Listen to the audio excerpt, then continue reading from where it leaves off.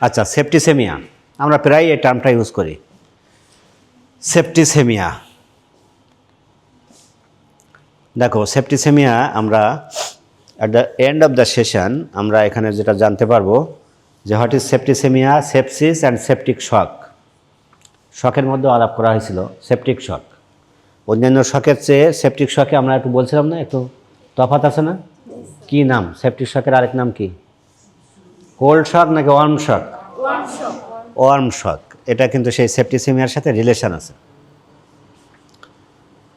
Identify describe the pathophysiology of sepsis, identify common cause and source of surgical sepsis, recognize the clinical manifestation, discuss the investigation and diagnosis, explain the principles of management, complication and prognosis.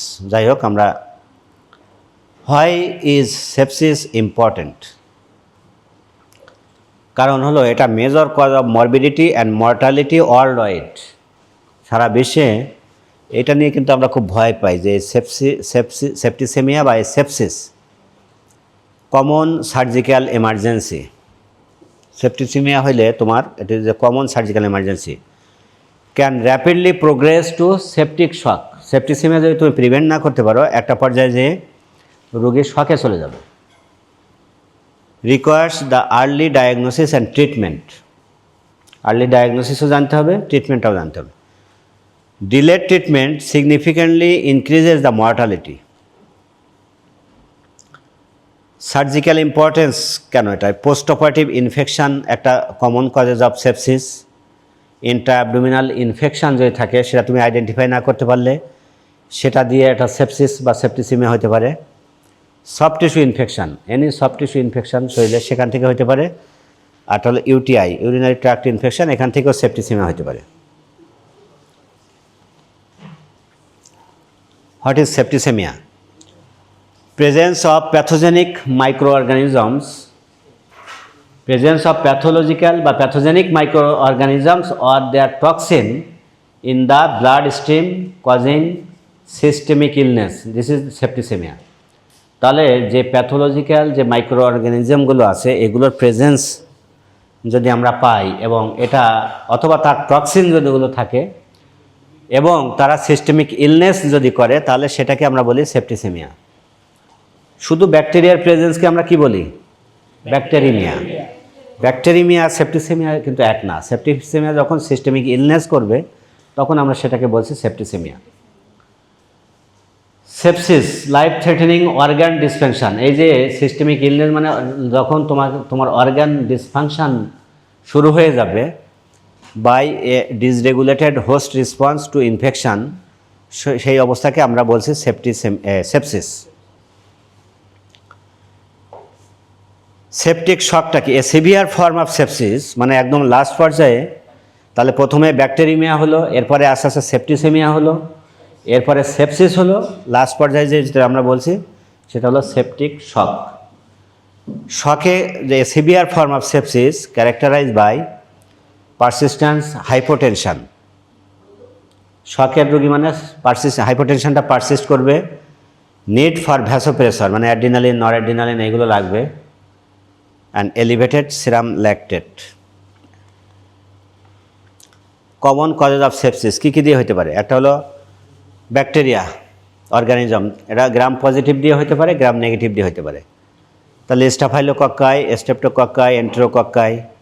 গ্রাম নেগেটিভের মধ্যে আসছে E. coli, ক্লেপসিয়েলা, pseudomonas, Proteus. অ্যানারোবের মধ্যে আছে অ্যানারোবস, candidiasis, সব এগুলো দিয়ে হতে পারে। এখানে common surgical source of sepsis, acute cholangitis. Hepatobiliary কজের মধ্যে লিভার অ্যাবসেস আছে, কোলানজাইটিস আছে।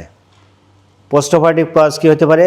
Surgical site infection, anastomotic leak, anastomosis leak হয়ে ওখান থেকে আস্তে আস্তে সেপ্টিসেমিয়া হতে পারে, সেপসিস হতে পারে। অ্যাবডোমিনাল দেখো perforated peptic ulcer, acute appendicitis, peritonitis, intestinal perforation. Soft tissue যেমন সেলুলাইটিস, কার্বাঙ্কেল বা নেক্রোটাইজিং ফ্যাসাইটিস, এখান থেকে তোমার সেপসিস হতে পারে। প্যাথোফিজিওলজি, এই যে তোমরা যেগুলো পড়ছিলা ভালো করে, যেটা দেখো এই যে ইনফেকশান হলো, রিলিজ অফ টক্সিন, টক্সিনের পরে সাইটোকাইন রিলিজ হলো, সিস্টেমিক ইনফ্ল্যামেটরি রেসপন্স, ভ্যাসোডাইলেটেশন হবে, ক্যাপিলারি লিক হবে, টিস্যু হাইপো পারফিউশন হবে, অর্গান ডিসফাংশন, সেপটিক শক। সুন্দর করে দেওয়া আছে পরপর সিকোয়েন্সগুলো। ক্লিনিক্যাল ফিচার্স কী হয় শকে, সেপসিসে? ফিভার থাকে, chills and rigor, malaise, weakness, tachycardia, hypotension, রেসপিরেটরির মধ্যে ট্যাকিপনিয়া, ডিজনিয়া, সিএনএস হলো confusion, altered consciousness, oliguria, anuria, এরকম হয়ে রোগী আস্তে আস্তে মাল্টি অর্গান ডিসফাংশনে চলে যাবে। Red flag sign of severe sepsis, ওই যেগুলো বললাম এইগুলোর মধ্যেই এইগুলো দেখো, hypotension, altered mental status, oliguria, এই বিভিন্ন ধরনের আছে, এগুলো অত ডিটেলস না। এখানে ইনভেস্টিগেশন আমরা কী কী করতে পারি? হ্যাঁ, এগুলো আছে অনেক কিছু, biochemical, microbiological and blood test, এটা বিভিন্ন পরীক্ষা নিরীক্ষা আছে। গোল্ডেন রুল কি? Early recognition, early antibiotics and control of the source. This is the principal of management of sepsis. ম্যানেজমেন্টের মধ্যে resuscitation, investigation, antibiotic, source control, organ support, অনেক কিছু আছে। আইসিইউ, সিসিইউ, অনেকগুলো সাপোর্ট লাগতে পারে।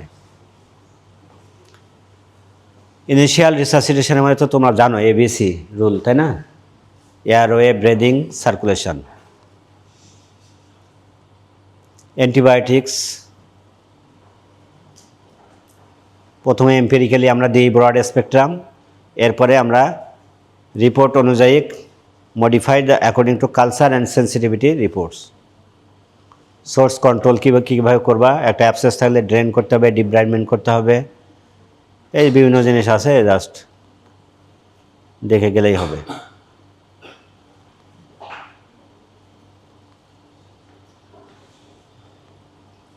ব্যাস।